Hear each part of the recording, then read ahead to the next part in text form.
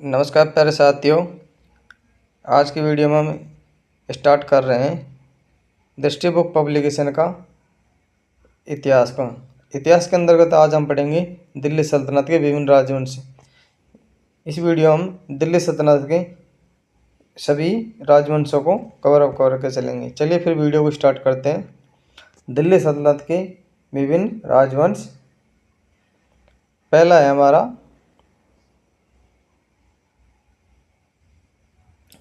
हमारा गुलाम वंश। गुलाम वंश 1206 से 1290 ईस्वी। 1206 से 1290 के मध्य दिल्ली सल्तनत के सुल्तान गुलाम वंश या ममलक वंश के सुल्तान से विख्यात था। किस था? ममलक वंश या गुलाम वंश के नाम से इस वंश को जाना जाता था। पहला है हमारा कुतुबुद्दीन ऐबक, जिसका शासनकाल था 1206 से 1210। सिंहासन पर बैठने पर उसने सुल्तान की उपाधि ग्रहण नहीं की थी, बल्कि केवल मलिक सिपहलदार की पदवी से संतुष्ट रहा। ऐबक ने अपनी राजधानी लाहौर में बनाई थी। ऐबक की उदारता के कारण उसे लाख बख्श कहा जाता था। लाख बख्श यानी लाखों का दान देने वाला। लाखों का दान देने वालों को लाख बख्श कहा जाता था। 1210 में चौगान पोलो खेलते समय अचानक घोड़े से गिर जाने के कारण उसकी मृत्यु हो गई थी। ऐबक ने प्रसिद्ध सूफी संत ख्वाजा कुतुबुद्दीन बख्तियार काकी के नाम पर दिल्ली में कुतुब मीनार की नींव रखी थी। बाद में उसके दामाद इल्तुतमिश ने इसे पूर्ण करवाया था। क्या करवाया था? इसे पूर्ण करवाया था। तूफान के कारण क्षतिग्रस्त हुई मीनार के कुछ भागों की मरम्मत बाद में फिरोज शाह तुगलक ने करवाई थी। नालंदा विश्वविद्यालय को ध्वस्त करने वाला बख्तियार खिलजी ऐबक का सेनानायक था। कुछ इतिहासकारों के अनुसार ऐबक के पश्चात आराम शाह 1210 ईस्वी में सुल्तान बना था। ऐबक के बाद आ जाता है इल्तुतमिश। इल्तुतमिश 1210 से 1236। इल्तुतमिश ही दिल्ली सल्तनत का वास्तविक संस्थापक माना जाता है। वस्तुतः दिल्ली का पहला सुल्तान इल्तुतमिश ही था, क्योंकि 1229 में उसे बगदाद के अब्बास खलीफा से मान्यता प्राप्त हुई, जिससे सुल्तान के रूप में उसकी स्वतंत्र स्थिति दिल्ली सल्तनत को औपचारिक मान्यता प्राप्त हुई। इल्तुतमिश ने राजधानी लाहौर से दिल्ली स्थानांतरण की। उत्तरायण की तीसरी लड़ाई 1215 इल्तुतमिश और यलदौज के बीच हुई, जिसमें यलदौज पराजित हुआ था। इल्तुतमिश ने तुर्क-चैलगानी 40 दल या नामक संगठन का स्थापना की, जिसमें उसके विश्वसनीय लोग थे। उसने एकता व्यवस्था को संगठित रूप दिया। प्रारंभ में गौरी के द्वारा किया गया था। मुद्रा व्यवस्था में सुधार करते हुए चांदी का टंका एवं तांबे का जीतल चलाया। शुद्ध अवरी प्रकार के सिक्के चलवाए। दरबार में न्याय का घंटा लगवाया। रजिया को अपना उत्तराधिकारी नियुक्त किया। चंगेज खान से बचने के लिए इल्तुतमिश ने ख्वारिज़म के शासक जलालुद्दीन मंगवरनी को यहाँ शरण नहीं दी थी। क्या नहीं थी? इसको शरण नहीं दी थी। इल्तुतमिश को गुलामों का गुलाम कहा जाता है। रुकनुद्दीन फिरोज 1236। रुकनुद्दीन फिरोज के काल में उसकी माँ 7 रुकन के हाथों में उसकी सारी सत्ता रही थी। वह बहुत क्रूर महिला थी।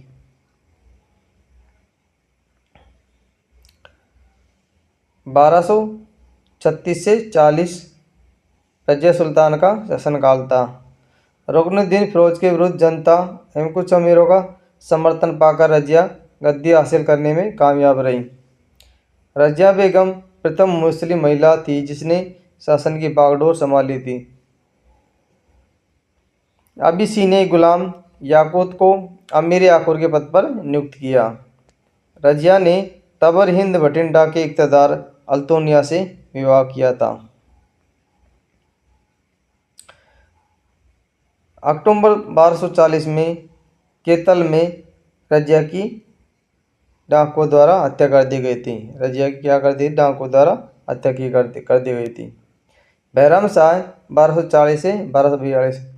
बहराम शाह के काल में नायब ममालिकात का पद पहली बार लाया गया था। इस पद पर इख्तियारुद्दीन एतगिन सर्वप्रथम बैठा था। 1241 में पहली बार दिल्ली सल्तनत को मंगोलों का आक्रमण झेलना पड़ा। 1242 में बहराम शाह की मृत्यु के पश्चात अलाउद्दीन महमूद शाह 1242 से 1246 शासक बना। नासिरुद्दीन महमूद 1246 से 65। बलबन की सहायता से नासिरुद्दीन महमूद ने गद्दी प्राप्त की। यह बलबन का दामाद था। बलबन नायब ममालिकात के पद पर नियुक्त हुआ था। बलबन 1266 से 86। 1266 से 86। बलबन इल्तुतमिश का तुर्की दास था, जिसने उसे ग्वालियर विजय के बाद खरीदा था। बलबन का वास्तविक नाम बहाउद्दीन था। नासिरुद्दीन महमूद ने बलबन को उलूग खां की उपाधि प्रदान की थी। बलबन ने तुर्क चहलगानी को समाप्त कर दिया था, राजत्व का सिद्धांत प्रतिपादन किया तथा नियामत खुदाई ईश्वर का प्रतिनिधि थी, जिल्ले इलाही ईश्वर की छाया की उपाधि ली। दरबार में सेजता पेबोस जैसी कदम चूमने वाली जैसी ईरानी पद्धतियों को लागू किया। नौरोज उत्सव को प्रारंभ करवाया था। रक्त की शुद्धता पर बल दिया। बलबन अपने को ईरान के पौराणिक योद्धा अफरासियाब के वंश से जोड़ता था।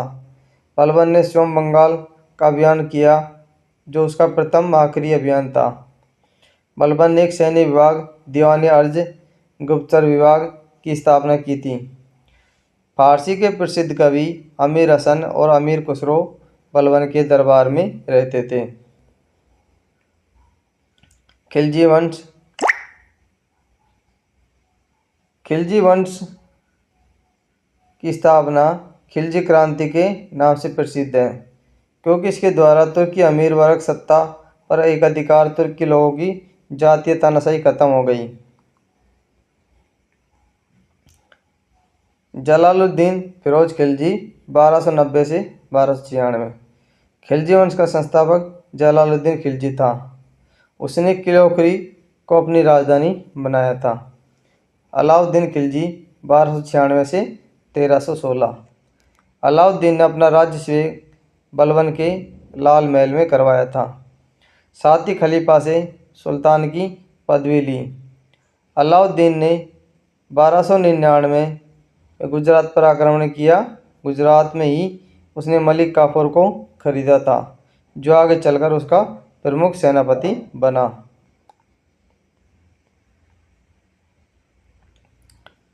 1301 में रणथंभौर के शासक अमीर देव को पराजित किया। अमीर खुसरो ने यहाँ पर जौहर प्रथा का वर्णन किया है। 1303 में चित्तौड़ के शासक रतन सिंह को पराजित किया। यहाँ का शासन खिजर खां को सौंपकर उसका नाम खिजराबाद रख दिया। अलाउद्दीन खिलजी ने दक्षिण भारत में देवगिरी, वारंगल, होयसल तथा पांड्य राज्यों के विरुद्ध भी अभियान किया। वारंगल के शासक प्रतापरुद्रदेव द्वितीय को मलिक काफूर ने पराजित कर कोहिनूर हीरा प्राप्त किया था। अलाउद्दीन खिलजी ने द्वितीय सिकंदर-ए-सानी की उपाधि धारण की थी। अलाउद्दीन खिलजी के समय दिल्ली में सर्वाधिक मंगोल आक्रमण हुए थे। अलाउद्दीन ने मंगोलों पर आक्रमण से बचने के लिए 1304 में सीरी में एक किला बनवाया था। अलाउद्दीन खिलजी दिल्ली सल्तनत का पहला शासक था जिसने भूमि की पैमाइश मसाहत करवाई। भूमि राजस्व कुल उत्पादन का 50% लगाया। उसने मध्यस्थों, कुत्ते मुकद्दम और चौधरी का अंत कर दिया और घरी कर, चराई कर लगाया। अलाउद्दीन ने खम्स, लूट के माल में राज्य का अंश 4/5 तथा सैनिकों का 1/5 निर्धारित किया, जो पूर्व में क्रमशः 1/5 तथा 4/5 भाग था।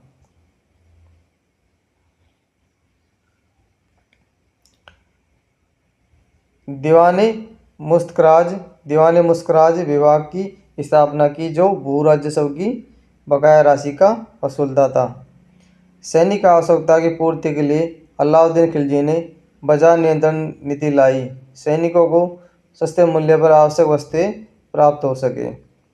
इस नीति के सफल संचालन के लिए अलाउद्दीन ने एक नई विभाग दीवाने रियासत का गठन किया तथा मलिक याकूब को इसका प्रमुख बनाया।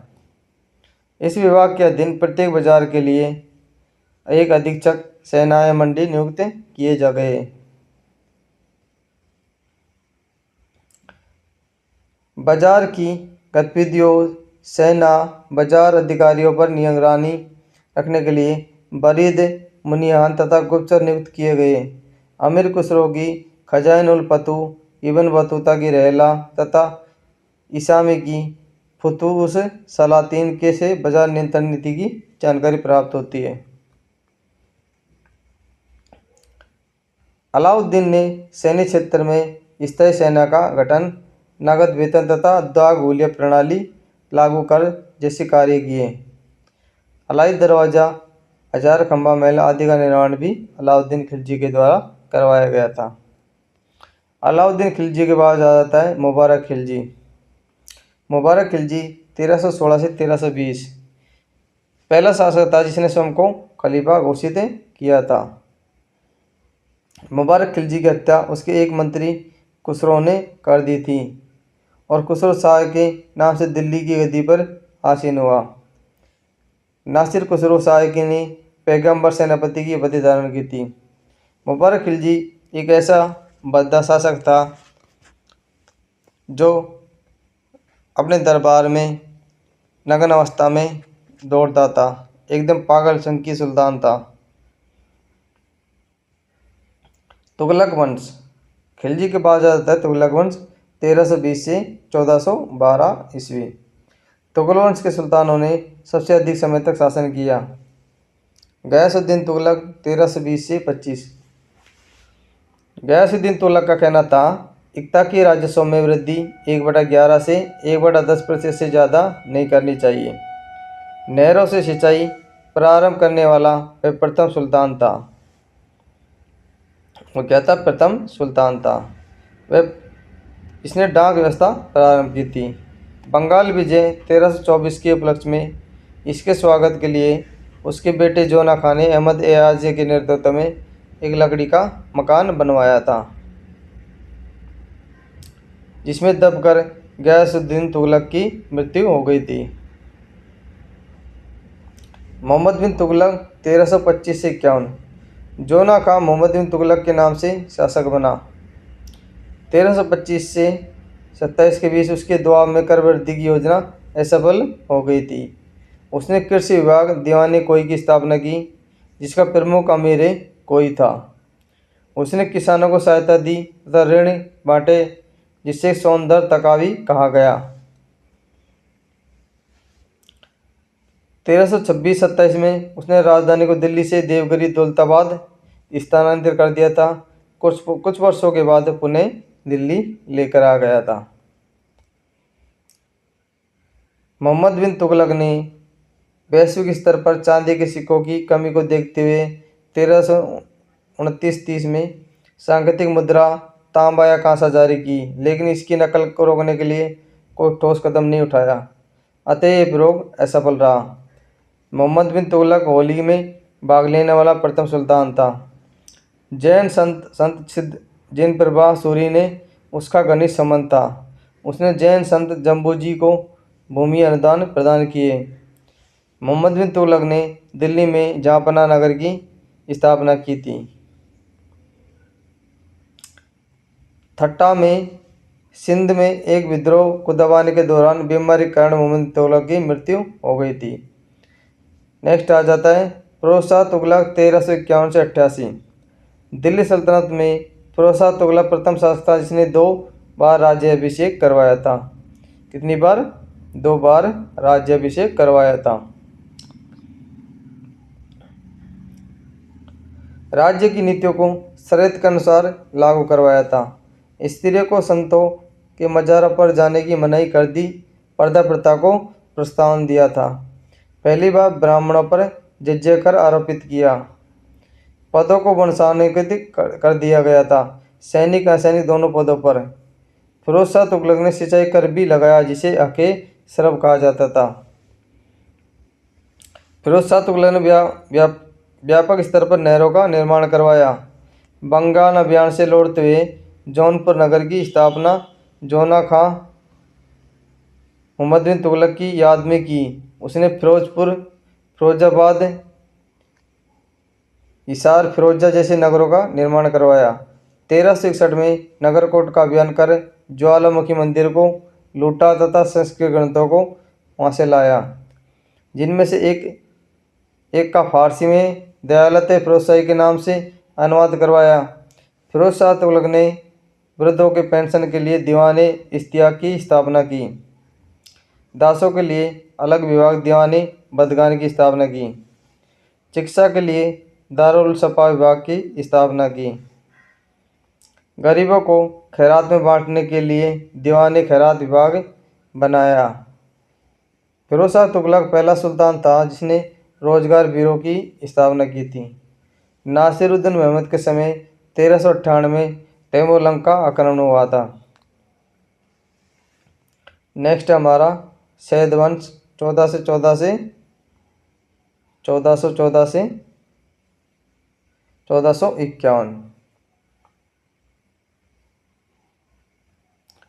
1451 सैद वंश का संस्थापक खिजर खां था। इसने सुल्तान की उपाधि नहीं ली बल्कि रयत आला की उपाधि ली थी। खिजर खां के बाद इस वंश में क्रमशः मुबारक शाह, मोहम्मद शाह, अलाउद्दीन आलम शाह नामक शासक हुए थे। उसके बाद आ जाता है अंतिम दिल्ली सल्तनत का राजवंश लोधी वंश 1451 से 1526। लोधी वंश का संस्थापक बहलोल लोधी था। 1451 से 89। बहलोल लोधी का राजस्व सिद्धांत समानता पर आधारित था। दिल्ली में प्रथम अफगान राज्य की स्थापना का श्रेय बहलोल लोधी को जाता है। बहलोल लोधी अपने सरदारों को मनसा दे आली कहकर पुकारता था। क्या कहकर पुकारता था? मनसा दे आली। सिकंदर लोधी। सिकंदर लोधी ने जौनपुर का विलय दिल्ली सल्तनत में किया। आगरा शहर की स्थापना सिकंदर लोधी ने की थी। 1506 में आगरा को राजधानी बनाया था। सिकंदर ने भूमि की माप करवाई, जिसकी इकाई गज सिकंदरी थी। उसने मुहर्रम पर ताजिया निकालने पर पाबंदी लगा दी थी। उसने स्त्रियों को संतों के मज़ारों पर जाने की मनाही कर दी थी। वह गुलरुखी उपनाम से कविताएं लिखता था। किसके नाम से? गुलरुखी उपनाम से कविताएं लिखता था।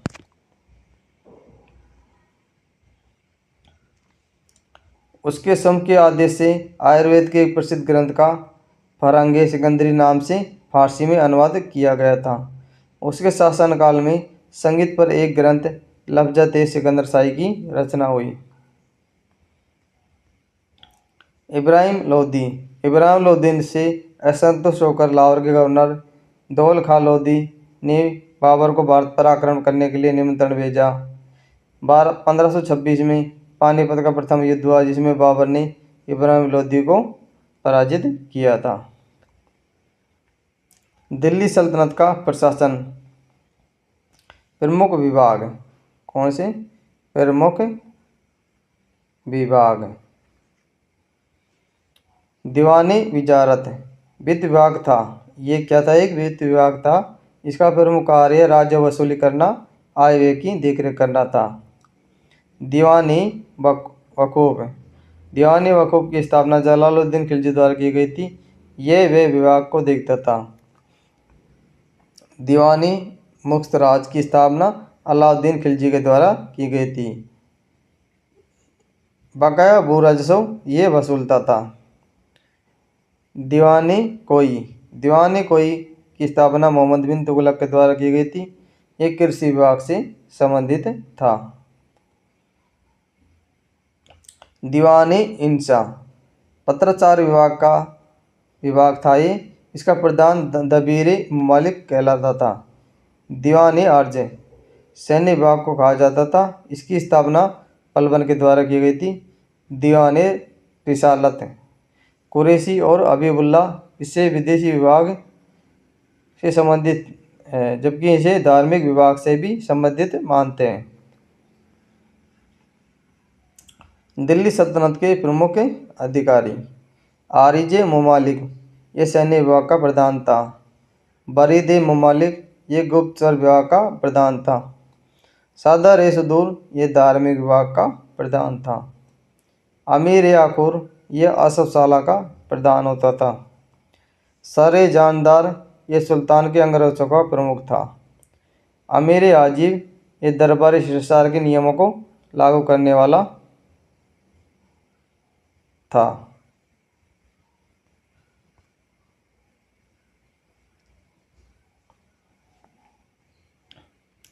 इक्ता व्यवस्था इक्ता व्यवस्था एक अरबी शब्द है। इक्ता एक प्रकार का प्रशासनिक अनुदान है जिसमें राजस्व और प्रशासनिक अधिकारी भी दिए जाते थे। इक्ता को लेने वाले इक्तेदार मुक्ति बली कहलाते थे। इक्ता व्यवस्था वंशानुगत नहीं थी, यह हस्तांतरणीय थी। इक्तेदार को अपना वेतन, सैनिक खर्च, प्रशासनिक खर्च आदि के बाद जो बचता था इसे केंद्रीय खजाने में जमा करना होता था, जिसे फवाजिल कहते थे। गयासुद्दीन तुगलक ने इक्तेदार के व्यक्तिगत आय, वेतन एवं सैनिकों का वेतन अलग अलग कर दिया था। फिरोज तुगलक ने इक्तेदार को वंशानुगत बना दिया था। सल्तनत काल में तकनीकी विकास सल्तनत काल में कुओं से सिंचाई के लिए एक नई तकनीक का विकास हुआ जिसे सांकिया या रैट कहा जाता था। चरखा या वस्त्रों में ठप्पा छपाई तुर्कों की देन है। घोड़े के पैर में लगाए जाने वाला नाल भी तुर्कों के आगमन से प्रयोग में आया। स्थापत्य में चूना गारा सुर्खे का प्रयोग सल्तनत काल में होने लगा था। सल्तनत के बाद उसके समकालीन कुछ क्षेत्रीय राज्य कश्मीर जैन उल आबदीन 1420 से 1470 ने कश्मीर में जजिया एवं गो हत्या की समाप्ति कर दी। इसकी धार्मिक उदारता के कारण इसे कश्मीर का अकबर कहा जाता है। उसने कुतुब उपनाम से शिकायतनामा ग्रंथ की रचना की तथा महाभारत राज तरंगणी का फारसी भाषा में अनुवाद करवाया। 1586 में अकबर ने कश्मीर को मुगल साम्राज्य में मिला लिया। जौनपुर नगर की स्थापना फिरोज शाह तुगलक ने अपने चचेरे भाई जोना खां की स्मृति में किया था। स्वतंत्र जौनपुर राज्य की स्थापना जौनपुर के सूबेदार मलिक सरवर द्वारा की गई थी। इसे मलिक उस सर्क की उपाधि दी गई तथा ख्वाजा जहाँ के नाम से भी जाना जाता है। इब्राहिम शाह सर्की 1402 से 1440 के समय जौनपुर शिक्षा विभाग प्रमुख केंद्र बन गया। जौनपुर को पूर्व का सिराज या सिराज हिंद के कहा जाने लगा था। इब्राहिम सर्की ने जोधपुर में अटाला मस्जिद का निर्माण करवाया। हुसैन शाह सर्की जौनपुर राज्य का अंतिम शासक था। बहलोल लोधी ने जौनपुर को जीतकर सर्की राज्य को दिल्ली सल्तनत में मिला दिया था।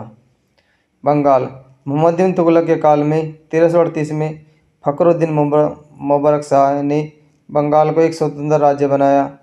चैतन्य महाप्रभु अलाउद्दीन हुसैन शाह के समकालीन थे। गुजरात जफर खां 1407 से ने मुजफ्फर शाह की उपाधि के साथ स्वतंत्र राज्य गुजरात की स्थापना की। अहमद शाह 1411-43 ने अहमदाबाद की स्थापना की तथा गुजरात में पहली बार जिज़्या कर लगाया। गुजरात का सबसे प्रसिद्ध सुल्तान महमूद बेगड़ा 1459 से 1511 था। बहादुर शाह ने 1531 में माला विजय की तथा 1537 में पुर्तगाली गवर्नर नुनो डी कुन्नाको द्वारा धोखे से इसकी हत्या कर दी गई थी। मालवा 1401 में दिलावर खान ने स्वतंत्र मालवा राज्य की स्थापना की और धार को अपनी राजधानी बनाया था। मोहम्मद शाह मालवा में खिलजी वंश का संस्थापक। उसने मेवाड़ के राणा कुंभा से युद्ध किया था। मेवाड़ अमीर देव ने चित्तौड़ पर अधिकार कर 1314 में सिसोदिया वंश की नींव रखी थी। राणा कुंभा ने चित्तौड़ में कीर्ति स्तंभ की स्थापना करवाई। राणा सांगा ने 1508 में घाटोली या खातोली के युद्ध में इब्राहिम लोदी को पराजित किया था या हरा दिया था। विजयनगर साम्राज्य की स्थापना 1336 में हरिहर बुक्का नामक दो भाइयों ने की थी। इसकी राजधानी हम्पी थी। यह विभिन्न राजवंशों ने शासन किया। हम्पी कर्नाटक का एक प्रमुख केंद्र है। विभिन्न वंश इसके अंतर्गत विभिन्न वंश आते हैं, जैसे संगम वंश 1336 से 1485, शलू वंश 1485 1505, तुलु वंश 1505 से 1565, आर्यवीडु वंश 1570 या 17वीं सदी में। पहला आ जाता है संगम वंश 1336 से 1485। इसकी स्थापना 1336 में हरिहर बुक्का द्वारा की गई थी। तो ये दो भाई थे। हरिहर प्रथम ने 1343 में होयसल को अपनी राज्य में मिला लिया। हरिहर द्वितीय विजयनगर साम्राज्य का प्रथम शासक था, जिसने महाराजा अधिराज की उपाधि धारण की थी। बुक्का प्रथम ने वेदमार्ग प्रतिष्ठापक की उपाधि धारण की। देवराय प्रथम ने तुंगभद्रा और इंदिरा नदी पर बांध बनवाकर नहरें निकलवाई। देवराय द्वितीय के समय में सर्वप्रथम मुसलमानों को भर्ती सेना में की गई थी। उसने संस्कृत ग्रंथ महानाटक, सुधानिधि, ब्रह्मसूत्र पर भाष्य लिखा। देवराय द्वितीय को इमाडी देवराय भी कहा जाता था। इसके दरबार में श्रीनाथ रहते थे, जिन्होंने हरिविलासम की रचना की। विरूपाक्ष द्वितीय संगम वंश का अंतिम शासक था। सालू वंश 1485 से 1505। सालू वंश नरसिंह सालू वंश का संस्थापक था।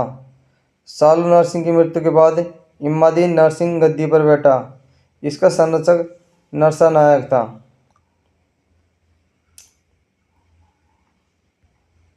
तुलु वंश 1505 से 1565। वीर नरसिंह ने इमादी नरसिंह को मारकर तुलु वंश की स्थापना की। इसकी मृत्यु के बाद इसका अनुज कृष्णराव देव गद्दी पर बैठा, जो एक महान प्रतापी शासक था। कृष्णदेव राय 1509 से 1529। इसकी उपाधियाँ थी अभिनव भोज, आंध्र भोज, यमनराज आदि।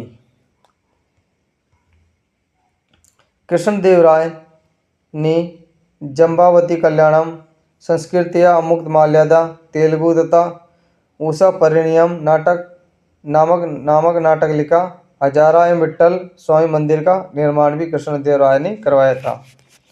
अष्टदिग्गज तेलुगु के 8 विद्वान इसके दरबार में थे, जिसमें सर्वश्रेष्ठ तेलुगु कवि पेदाना थे, जिन्हें तेलुगु कविता का पितामह कहा गया। तालिकोटा, बनिहट्टी तथा राक्षसतांगड़ी का युद्ध 13 जनवरी 1565 को सदा शिवराय के समय हुआ। इसके विरुद्ध बीदर, अहमदनगर, बीजापुर, गोलकुंडा शामिल थे, जिसका नेतृत्व बीजापुर के शासक अली आदिल शाह के द्वारा किया जाता था। विजयनगर का अंतिम शासक रंगद्वितीय अरविडु वंश का था। इसके समय में आए हुए प्रथम विदेशी यात्री निकोलो कॉन्टी, ये इटली का था, जो कृष्णदेव राय के समय आया था। कृष्णदेव राय प्रथम के समय आया था। अब्दुल रज्जाक फारस देश से आया था देवराय द्वितीय के समय। नुनीज पुर्तगाल का था, यह अच्युत राय के समय आया था। डोमिंग पायस, ये कृष्ण देव राय के समय आया था। बारबोसा, ये पुर्तगाली निवासी था, ये भी कृष्ण देव राय के समय आया था। विजयनगर प्रशासन, विजयनगर राज्य का प्रशासन। विजयनगर प्रशासन की विशेषता नायंकर व्यवस्था थी, जिसमें सैनिक सेवा के बदले अमर नायकों को भूमि दी जाती थी। आयंगर व्यवस्था विजयनगर के ग्रामीण प्रशासन से जुड़ी थी, जिसमें 12 ग्रामीण अधिकारियों के हाथों में वास्तविक शक्ति होती थी। सैन्य विभाग को कंदाचार कहा जाता था। इसके प्रमुख महादंड नायक कहलाते थे। विजयनगर राज्य की मुद्रा पेंगोडा थी। क्या थी? पेगोडा। बहमनी साम्राज्य। 1347 में अलाउद्दीन बहमन शाह अथवा हसन गंगू ने बहमनी साम्राज्य की स्थापना की। इसने खलीफा से अपने पद की मान्यता ली। इसने गुलबर्गा को राजधानी बनाया। बहमनी साम्राज्य की मुद्रा हूण थी। 1470 में रूसी यात्री निकेतन बहमनी साम्राज्य की यात्रा पर आया था। इस समय मोहम्मद तृतीय का शासन था। कलीमुल्ला बहमनी साम्राज्य का अंतिम शासक था। इसकी मृत्यु के बाद बहमनी साम्राज्य 5 स्वतंत्र राज्यों में बंट गया था।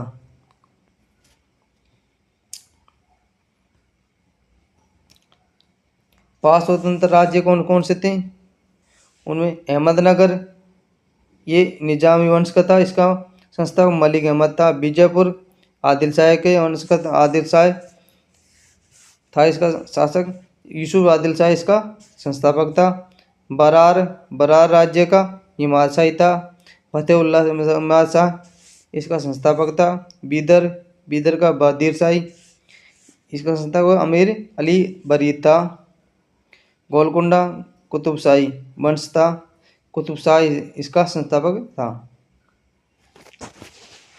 दोस्तों, ये था दिल्ली सल्तनत का पूरा इतिहास, जिसमें जो उसका राज्य प्रशासन, उसके शासन, उसके प्रमुख शासकों के बारे में आज हमने पढ़ा। दोस्तों, ये आज का सेशन आपको दृष्टि बुक का कैसा लगा? अगर अच्छा लगा हो तो हमें ज़रूर बताना कि उसके बाद में हम मुगल काल को कवर जरूर करेंगे। उसके बाद में जो मॉडर्न इंडिया कवर कर चलेंगे, वर्ल्ड इतिहास को कवर करेंगे, धीरे धीरे सारे चैप्टर कवर करेंगे। अगर आप कमेंट करके बताते हो कि आज का सेशन आपको कैसा लगा, अच्छा लगा हो तो चैनल सब्सक्राइब जरूर करना, अधिक अधिक लोगों में शेयर करना और हमें ऐसे ही सपोर्ट बनाए रखना। आज के लिए इतना ही, मिलते हैं फिर अगली वीडियो में। थैंक यू, धन्यवाद।